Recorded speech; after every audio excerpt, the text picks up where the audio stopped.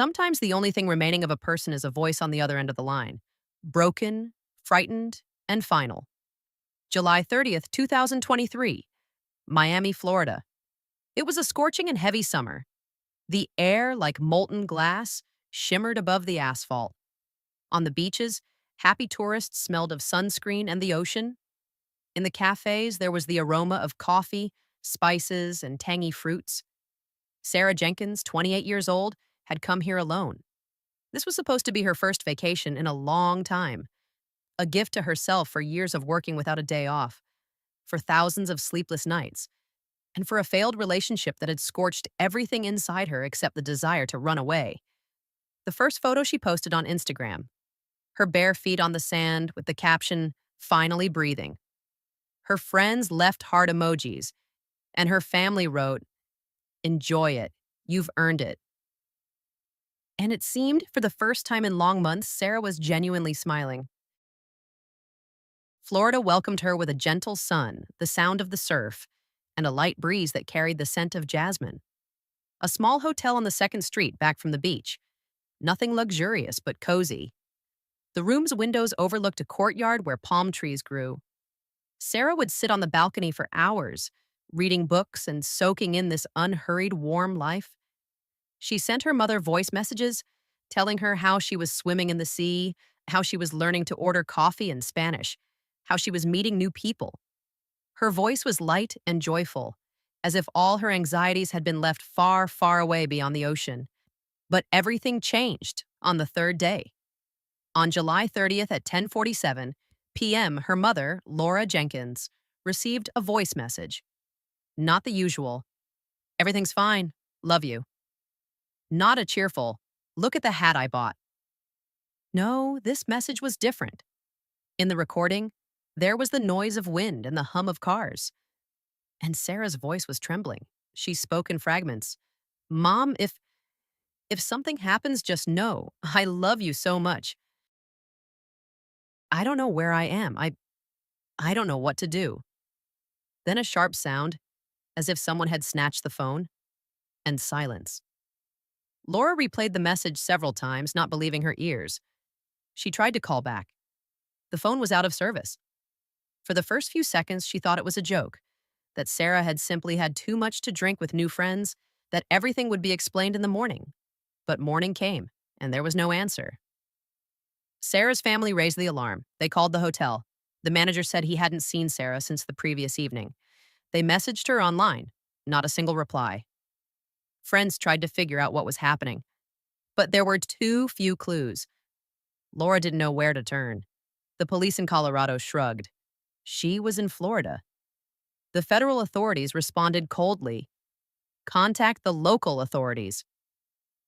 And time was passing. Every hour without news tore the mother's heart to pieces. Every minute she imagined the worst. And all the while, her daughter's last words spun in her head. "If something happens." And on that very night, a story began that would later be called different things.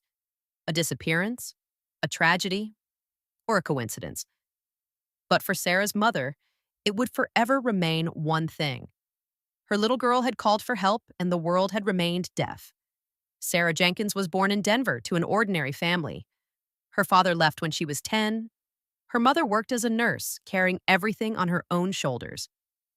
Sarah quickly learned to be strong, studied well, was always quiet, a little shy, but with a stubborn inner light. Friends would say, "At first she seems like a wallflower. But then you realize she's the one who will pull you out of any swamp." She didn't like to attract attention, didn't post every little thing online, didn't shout about her victories. She worked at a small firm doing interior design projects. She was respected by her colleagues. Her boss once said, "You can rely on Sarah like a clock. She'll never let you down, never ask for anything extra." But there was one topic she didn't like to talk about, her personal life. 2 years ago, Sarah had met a man. He was 10 years older than her, seemed reliable and caring. First, there were flowers, cafes, long walks in the rain, then cold glances, resentment over nothing, petty jabs.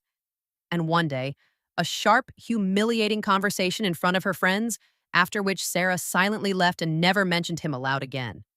This story made her withdrawn. She built a wall around herself, but inside, she still dreamed of something simple: a home that smelled of coffee, a person who would hug her and say, "I'm here." In the spring of 2023, she first spoke of a trip. At first, timidly, as if afraid of herself, maybe I'll just go somewhere, alone, to remember that I'm still alive. People tried to dissuade her. Her mother worried about her being alone in a strange state. Maybe you could go with someone. A friend advised her to postpone it. Let's wait for fall. I can go with you then.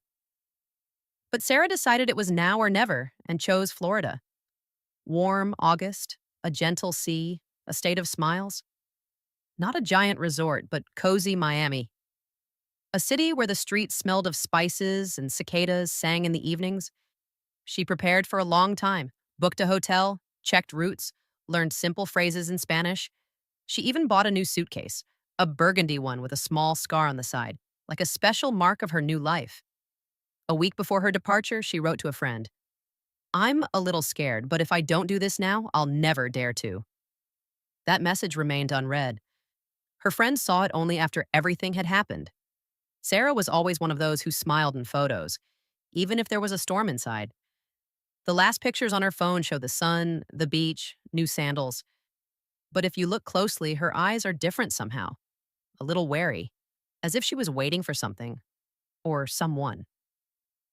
And 2 days before her flight, Sarah accidentally said something to her mother that no one paid attention to at the time. "Mom, just know, if anything happens, I did everything consciously. Back then, it just seemed strange. Now it haunts her." As the plane began its descent over Miami, Sarah Jenkins looked out the window. Below the wing, white buildings with red roofs spread out, shimmering in the scorching August sun. At passport control, the short line smelled of air conditioning, hot asphalt, and something sweet and tangy. The border agent glanced briefly at her passport, stamped it, and waved her through. Sarah checked into a small hotel in Miami. A two-story building painted a faded yellow, with a shady courtyard where wooden tables stood under old palm trees. Her room was on the second floor. The window overlooked the courtyard. This was later recounted by the hotel manager, a young man named Michael. He remembered Sarah as a very polite, quiet guest who rarely lingered on the hotel grounds. The first days of her stay seemed ordinary. Security cameras show her leaving in the morning with a beach bag and towel, returning for lunch. Sarah sent her mother short voice messages. "Mom, it's wonderful here. I'm finally relaxing." She also posted photos online: bare feet on the sand, a cup of coffee on the terrace, the sea horizon. On the second day of her stay in Miami, Sarah met Mark and Jessica, a couple from Ohio who were staying at the same hotel. Later, in their statements, they would say they met Sarah at dinner in the courtyard. She seemed very quiet, modest, but nice. We invited her for a walk along the promenade. She agreed. According to them, she was lively that evening, laughed a lot, talked about her favorite books, and photographed the sunset. Mark recalled, "Sarah looked at the sunset as if trying to memorize this moment forever." These words are confirmed by the photos later found on her phone. A sunset sky, golden light, her reflection in the window of a souvenir shop. On the third day, Sarah signed up for a sea excursion on a yacht. This was confirmed by the hotel manager's records and the payment receipt. Along with a small group of tourists, she went out to sea. According to the yacht captain's account Sarah kept to herself, was almost silent, sat by the rail, and looked at the sea. In amateur photos taken by other tourists, Sarah can indeed be seen sitting on the edge of the deck, her legs dangling. The wind blows through her hair. She is looking into the distance beyond the horizon. No one remembers her swimming with the others or taking part in the contests organized on the yacht. Later, Jessica would say, "It seemed like she was contemplating something or waiting for someone." Towards evening, when the yacht returned to port, Sarah declined to join Mark and Jessica for dinner. Citing fatigue, she walked towards the hotel alone. According to witnesses, a man in a light shirt and dark glasses was standing on the shore at that moment. Several people mentioned him in their statements. He was looking at people, but in a strange way. He didn't move, just waited. Later, analyzing the footage from cameras near the promenade, the police did indeed find the figure of a man standing apart from the crowd, but his identity could not be established. She walked back through the narrow streets of the old part of the city. A security camera at one of the intersections captured her at around 8:01 p.m. She was walking quickly and looking around. It seemed she was wary of someone. But after that frame, Sarah did not appear on any more recordings. It was on this evening that she sent no more messages to her mother and did not reply to any messages from her friends. From that moment, her trail begins to vanish, and no one could say for sure whether she returned to the hotel that night. On July 30th, 2023, the air temperature in Miami remained around 32 degrees Celsius even in the evening. The sun had already set behind the horizon, but the summer heat was very palpable. Humid air currents, smelling of the sea, spices, and hot stone, slowly drifted over the city. According to the hotel, Sarah returned to her room at around 6:30 p.m. This is visible on the internal camera recordings. She quickly walked through the lobby without stopping at the reception desk. She was wearing light shorts, a thin blue shirt, and a woven bag over her shoulder. At around 8 p.m., she was seen again in the Old Town. Mark and Jessica, who were relaxing in a nearby cafe, noticed her. Sarah was walking towards the promenade. It seemed she was looking for someone with her eyes. According to them, she looked tense. Unusually so for the Sarah they had spoken with the evening before. At 8:47 p.m., cafe cameras recorded Sarah at one of the bars on the promenade. The place was popular with tourists. Bright lights, loud music, a mix of English, Spanish, and German in the air. The bartender later recounted, she ordered an orange juice, sat alone at a table by the wall, didn't talk to anyone. Other patrons remembered her too. One of the tourists, a woman from Germany named Brenda, later said in an interview, I noticed her. She looked like someone who was waiting for someone. But when men walked past, she would tense up. At approximately 9:30 p.m., a man approached Sarah, tall with short-cropped hair, wearing a light shirt. According to witnesses, they talked for a few minutes. Sarah looked flustered, averted her gaze, then quickly stood up and headed for the exit. The cameras recorded her leaving the bar. The man followed a few steps behind. What happened next can only be pieced together from fragments. At around 9:50 p.m., residents of nearby houses heard a woman scream. A short, stifled cry and then silence. But no one called the police. In tourist districts, such sounds are often dismissed as drunken brawls or noisy groups. At 10:12 p.m., Sarah recorded the voice message to her mother. That last message, in which she said with a trembling voice that she loved her mom. In the background, there was the noise of cars and the hum of voices, the last few seconds. A sharp sound like a blow to the phone. And then, a dead silence. This was the last message from Sarah. At 10:15 p.m., Sarah's phone was still trying to catch a signal in the Old Port area, and then it disappeared from the radar. According to the mobile operator, the device has not registered on any tower since then. What exactly happened between 9:50 p.m. and 10:12 p.m. is unknown. No witness could say for sure where Sarah went. The cameras in the Old Port were not working. There had been a power outage that night. This was confirmed by both local residents and the district administration. It was as if the city itself had closed its eyes at the very moment when it was most important. When Laura tried to call her daughter on the morning of July 31st, the call went into a void, with no signal and no answer. She didn't know then that this day would be the beginning of a long nightmare that would not end in a day or a week, and which still remains unexplained. That night, Sarah disappeared, and with her disappeared, the answers to the questions her mother would ask herself for the rest of her life. July 31st, 2023, 6:40 a.m. Laura woke up to the familiar sound of a notification on her phone. Half asleep, she opened the chat with her daughter. A new voice message. At first, she didn't pay attention to the time it was sent, 10:12 p.m. the previous night. Maybe Sarah just got back to her room late, the mother thought. Maybe she wanted to share something good. She pressed play, and her heart skipped a beat. The recording was Sarah's voice, trembling and frightened, as if every breath was a struggle. Mom, if something happens, just know. I love you so much. I don't know where I am. I don't know what to do. The last seconds of the message were cut off. There was a strange metallic sound, like a blow to the phone's casing, then silence. Laura replayed the message over and over.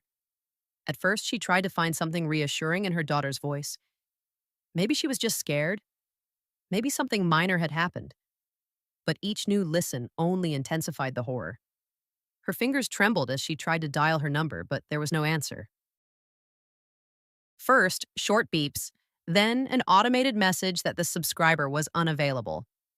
Her first thought was to contact the police. Laura called the local precinct, but they shrugged. Your daughter is out of state. We can't open a missing person case in another jurisdiction.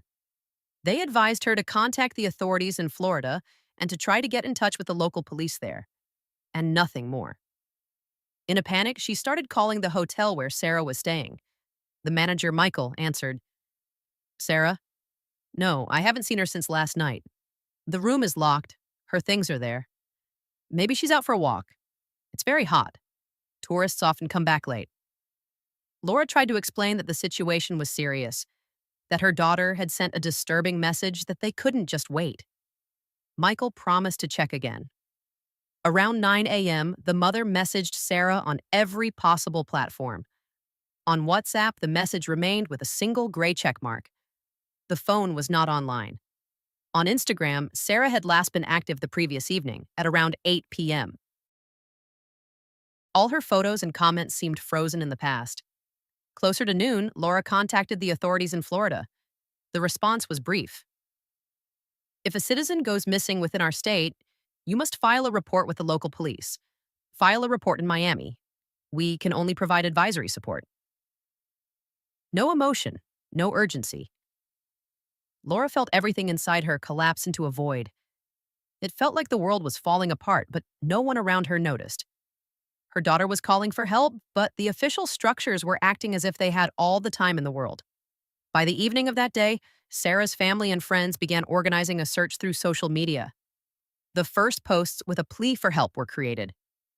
Missing Sarah Jenkins. Last contact July 30th, 10:12 p.m. Miami, Florida. Please, if anyone knows anything, get in touch. The first shares, the first comments, but so far not a single real lead. And in Florida, in a small city on the coast of the Atlantic Ocean, night was falling. And no one could say for sure where Sarah was at that moment, or if she was even still alive. A full day had passed. It was then that it became clear this was not just a randomly dead phone. It was the beginning of something that defied explanation. August 1st, 2023. The scorching Florida sun knew nothing of the sorrow that was beginning to unfold among the green streets of Miami. The city continued its carefree resort life. The laughter of children on the beach, the smell of roasted corn, and the cries of seagulls. And in the tiny hotel room, number 207, Sarah's untouched belongings remained. A woven bag, a light dress, and a notebook with her jottings. The phone was gone. That day, Laura did everything she could from thousands of miles away. Following instructions, she drafted an official request to the local police. A volunteer named Isabella, an American living in Miami, helped her. Isabella went to the nearest police station in Miami. There, she was told that according to protocol, 24 hours had to pass before an official search could begin. 24 hours. Official requirements. Standard procedure. Isabella tried to explain that they had reason to believe the situation was an emergency, but the officer just shrugged, reasoning that many tourists disappear for a night. They drink, go off with friends, and then come back. That was their experience. That's how the system worked, and the clock kept ticking. Meanwhile, the hotel manager, Michael, informed the police that all of Sarah's belongings were still in her room. Her passport was in the safe at reception, as per the rules. No signs of violence were found in the room. The bed was made, the window was closed. Michael added, "The last time I saw her was in the evening. She seemed normal. Said she was going for a walk." He hadn't noticed anything suspicious or hadn't wanted to. Laura frantically begged them to check the cameras, question witnesses, search the area. But at first, everything felt like a slow, viscous wait. Bureaucracy demanded patience, laws demanded procedures, and a life demanded speed. After a day, the local police finally accepted the missing person report, but they were in no hurry to start an active search. Sarah was entered into the missing persons database, a notice was posted on an internal portal, and her description was sent to nearby precincts.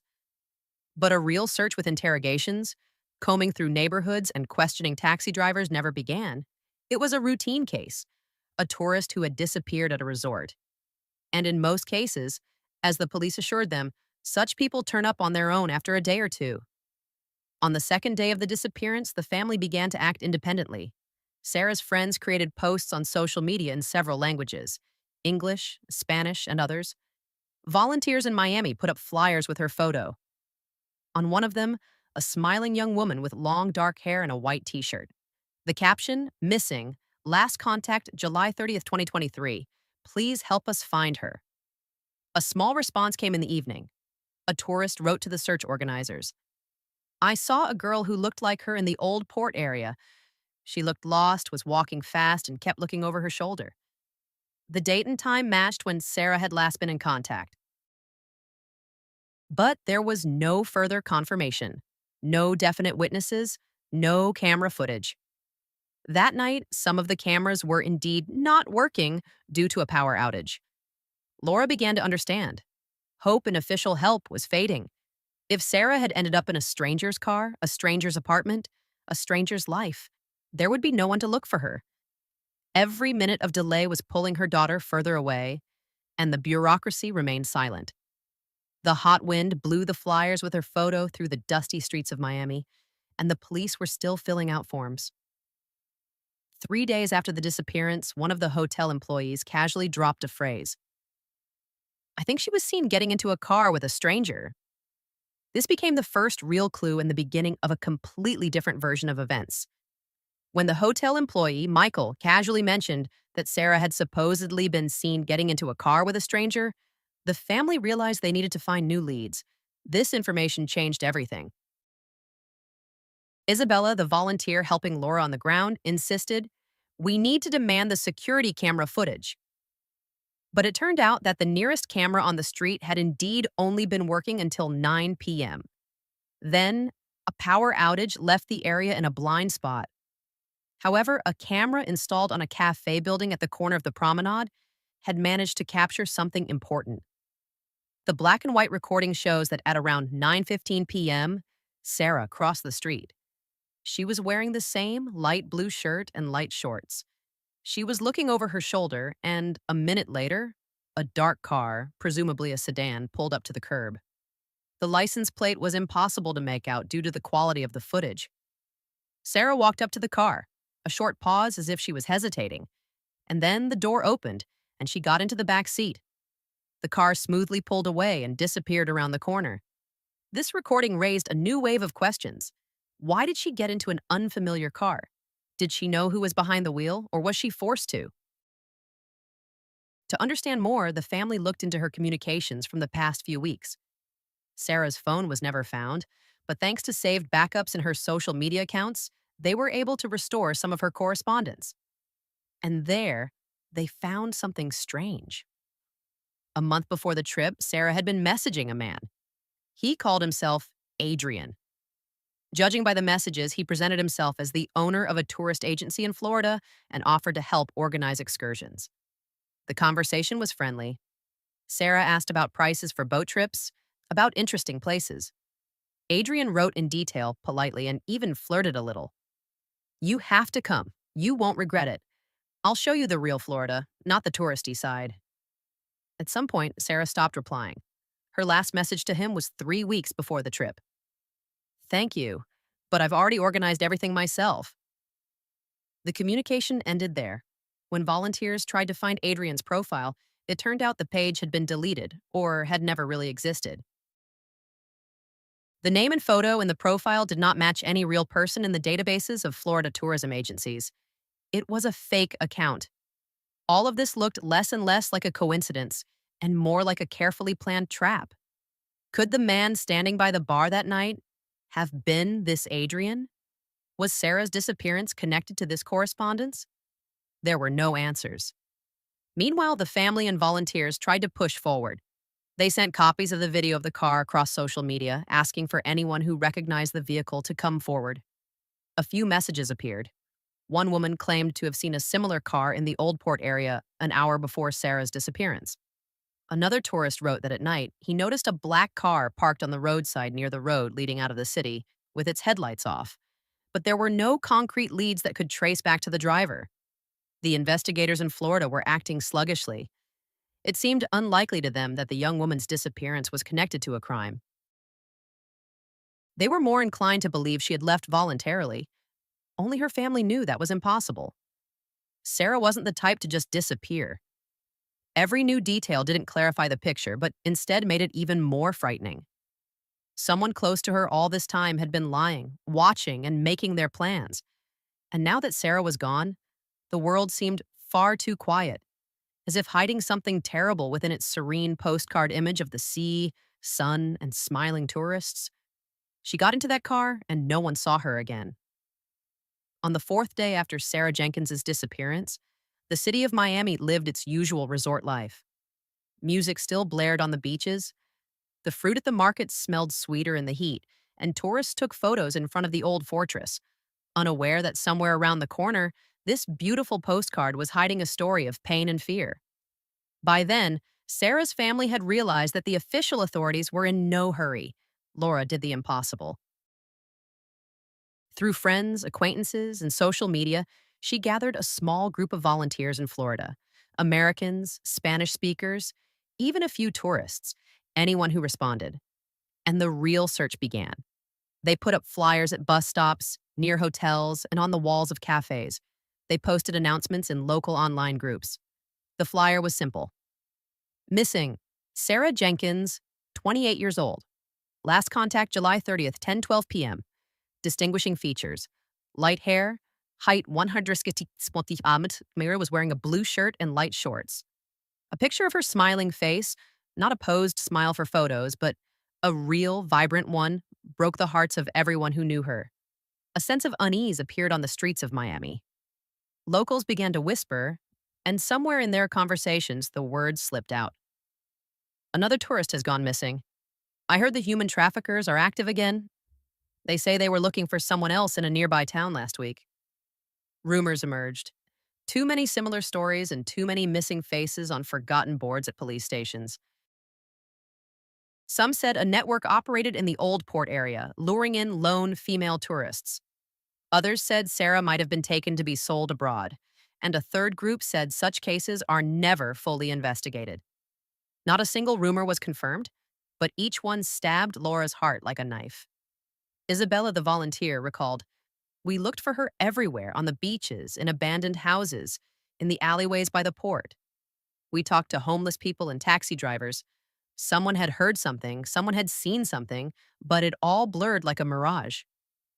One taxi driver anonymously said that on the night of the disappearance, he saw a girl who looked like Sarah getting into a car near the old market.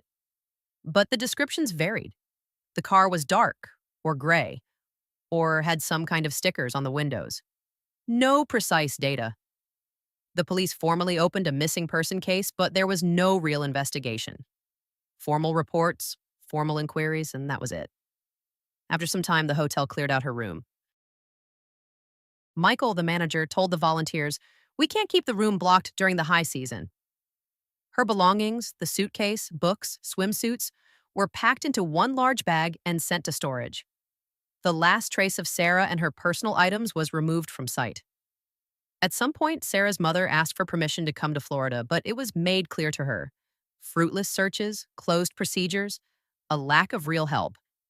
And so she stayed in Denver, waiting and praying, replaying that voice message over and over until her daughter's voice became part of the echoing silence.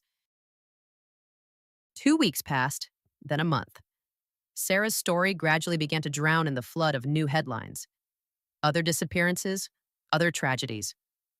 Only in the hearts of her family and loved ones, the pain remained alive. On a weathered wall near the port, one of the first flyers still hung. In the sun, Sarah's face had faded, almost disappeared and the letters had been blurred by the rain. Only the words, "Help find her," could still be made out. She had walked into the night, and it seemed as if the city itself had done everything to ensure no one would ever know where she had gone. A month had passed since the day Sarah Jenkins disappeared. Almost all leads led to dead ends. From the police came a standard set of phrases: "We are working on it. No new information yet. Please wait." But waiting was becoming harder and harder. Every day without an answer killed a little more hope and gave rise to more speculation. Different versions of her disappearance emerged. Version 1, voluntary departure. Some police officers openly suggested maybe she fell in love and ran off with someone. Doesn't want to be found. Sarah's family rejected this idea. She would never have left in silence. She cherished her mother and couldn't have left her in such uncertainty. Besides, all her belongings were left behind, her passport and money. Her phone was missing, but without documents, it's practically impossible to travel anywhere. Version 2, an accident. People said that maybe she had fallen somewhere on the outskirts of the city that night. Accidentally got lost, became a victim of the heat, exhaustion, and an unfortunate turn of events. But again, why were there those words in the voice message? Why was her voice so trembling, so full of fear?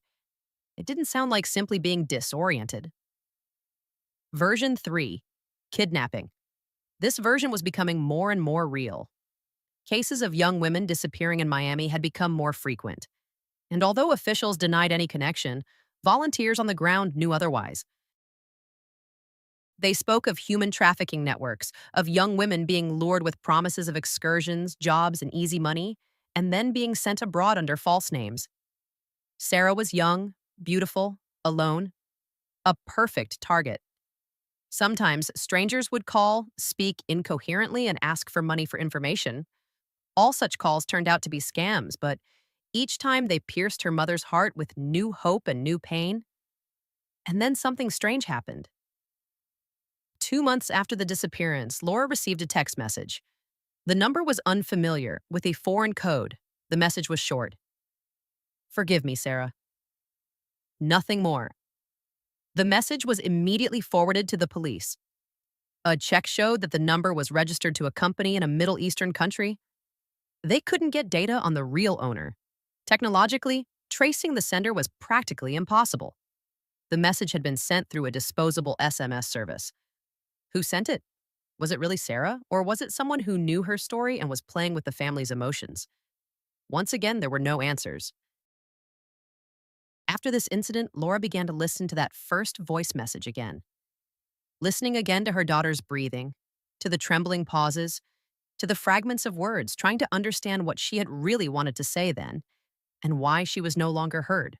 While folders with dusty cases lay in police offices, while new tourists arrived in sunny Florida, knowing nothing about the young woman with an American passport who had disappeared here in the summer. While for the world, this was just another missing person. For her family, it was the end of the life they knew. No one knows who sent that message, but ever since, Laura keeps her phone by her bed every night, just in case it rings. And on the other end, it might be Sarah. Almost 9 months had passed. The sun over Miami had risen and set hundreds of times. Some people came for vacation, some left. New hotels opened somewhere and somewhere else. The last faded flyer was wiped from a window. Only in Laura's heart, nothing had changed. Every day, she checked her email, her messages, and listened to her daughter's voice message, which she knew by heart. Every day, she woke up with the thought, what if it's today? And one day, it happened. In the spring of 2024, one of the volunteers, who had continued to monitor groups for missing people all this time, saw a strange post. In a small private organization that helps victims of human trafficking in a Middle Eastern country, information appeared. Found a young woman of Eastern European appearance, no documents, refuses to speak, has a distinctive mole on her left shoulder. The description was vague, but something in it made the mother's heart beat faster. The mole. Sarah had always been self-conscious about it in her childhood. A small spot right there.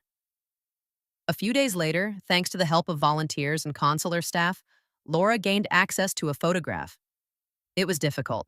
No official permits, no guarantees. The picture was blurry, taken with a hidden camera. But even through the grainy image, even through the stranger's frightened expression, she recognized her. It was Sarah, but a completely different Sarah. Her eyes were empty, her body emaciated, as if burned out from the inside. Her gaze was broken. Sarah was alive, but was this the same Sarah who had dreamed of a warm summer on the seashore? The process of bringing her back turned out to be almost impossible. Legal hurdles, lack of documents, tangled chains of intermediaries. It took months to get permission for her transport home. When Sarah stepped onto American soil, she didn't say a word. She looked at the ground and clutched a thin fabric bag, all she had left. Doctors diagnosed her with severe post-traumatic stress disorder from long months in captivity, physical and psychological abuse. Sarah didn't talk about what had happened to her, and perhaps she never will. A part of her was forever left there in that night, among foreign streets and foreign voices. Laura didn't ask unnecessary questions. She just sat beside her, held her hand, and whispered, "You're home, sweetie. You're home." A lot more time passed. Sarah learned to live again, learned to trust, learned to sleep without nightmares. And although it was impossible to get the old her back, Laura knew. The most important thing was that she was here. She was here, alive. Sarah's story never made the news headlines, never became a high-profile case, and never sparked public outrage. It remained a small tragedy within one family, a story about how easily a person can disappear and how hard it is to bring them back. Sometimes on warm spring evenings when birds are singing outside the window, Sarah goes out onto the balcony, wraps herself in a blanket, and looks at the sky. She is silent, but there is more life in her eyes than in all the endless hustle of the world. And maybe, in these silent evenings, she is finally finding what she had been looking for so long. Peace. This story is based on real events. And perhaps, somewhere right now, someone else is sitting in a stranger's car, looking into the night and hoping that someone will hear their last call.